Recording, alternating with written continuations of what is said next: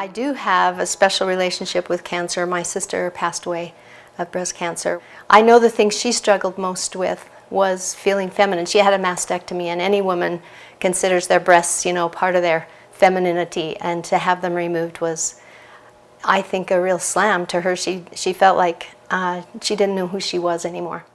So for me, the idea of painting was to paint her strength, her beauty. So this isn't really a portrait of my sister, but the qualities are there. Well, my father had cancer of the stomach, and my former mother-in-law had breast cancer. And I just, you know, thought about strength and having to overcome and what challenges they went through. So in my painting, I have put a monarch butterfly in it to represent strength. And I just want to say that we do have strength, a hidden strength that, you know, if we're faced with cancer, we can overcome it. You know, I think my overall inspiration is the idea of women having more control over their bodies and, you know, medical control. And so I think that mammograms are the perfect example of that.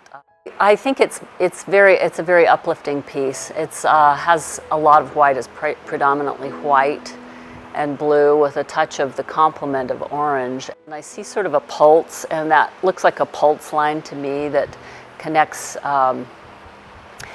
lives and connects, you know, families. And so I think that's what I see when I look at it.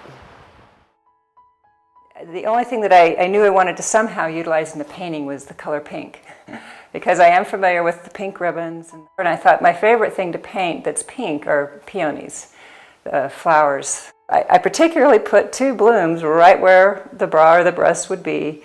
But to me, a flower, especially a summertime, springtime flower, represents, you know, regeneration of life. I would hope that someone looking at this painting can see themselves as a caregiver, if that's their role, or they can see themselves as a patient and the strength that comes from them, from being that close to the edge, and by receiving all this light and care. My grandmother died of it, my aunt died of it, my mother was diagnosed a week after her best friend and sister died of it. She's 17 years out. When you're losing your hair and you feel horrible and you're vomiting all the time, it's nice to have pretty shoes. What I felt like she got from it was the relationships she built with women who had been through it before her, and what she could give women who had gone through it after her. Because you don't know what you're getting into, and there's a huge realm of emotion that goes along with having cancer of any kind. My inspiration is someone I know that has just been through a very, very difficult time. It wasn't breast cancer, but it was something else that was very personal to her. And I watched her come out of that in such an amazing, brilliant way. It impressed me more than anything I've seen in a long time. I hope they see beauty and strength and courage that is in all women. The reason I chose sunflower because it's so resilient. You don't really have to seed them. They just come back every year all over your garden. It turns toward the sun, always have that upward spiritual feeling to it and give you a lot of energy. When people see this, it would bring them joy and happiness and courage, like the sunflowers.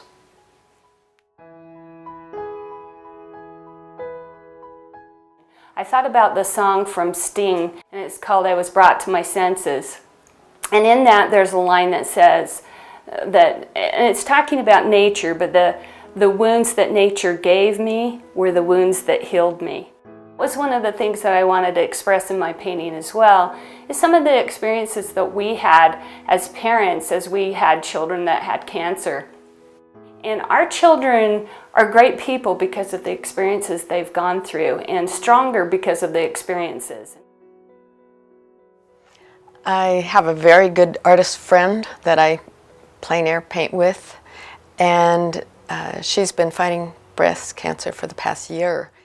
And then I also had one of my art students passed away several years ago of breast cancer, and it was right after she had her second child, so she was never even able to raise him. I have Easter lilies in there that stand for hope, and a pink ribbon. So I'm hoping that through this event that it will create hope, and through the painting it will create some hope. This summer I lost a good friend to breast cancer. She was very young and was amazing, and she left behind 2 little boys, and her light went out too soon. In my painting I have it's a birthday, a scene of a birthday. The candles sort of represent those lights, the lights still burning, not going out, and it's pretty much just about life and awareness. In the painting of Malala, I expressed that her interest is in education, because that is her main interest in life. And she has become an icon for women. And so I have admired this girl very much. And for a long time I have been wanted to paint her, because I believe in art, and I believe in education, and I believe in human rights, and I believe in good health care for women. And I like the beauty of Malala to show in the painting, and that inspires me. My mom did have breast cancer 3 years ago, and she's an older lady, and it was very difficult. There are so many people involved when someone has breast cancer, between the doctors and the nurses and all of their people, and then the neighbors and the friends and the family and so forth. And the thing that I like about quilting not as a solitary pursuit, but as a community thing, you get people together, and it's sociable, and it's supportive, and it's people communicating with each other, and it's a warm feeling. So the things that are in my painting that are extraneous to the actual quilt are things that might bring comfort to someone.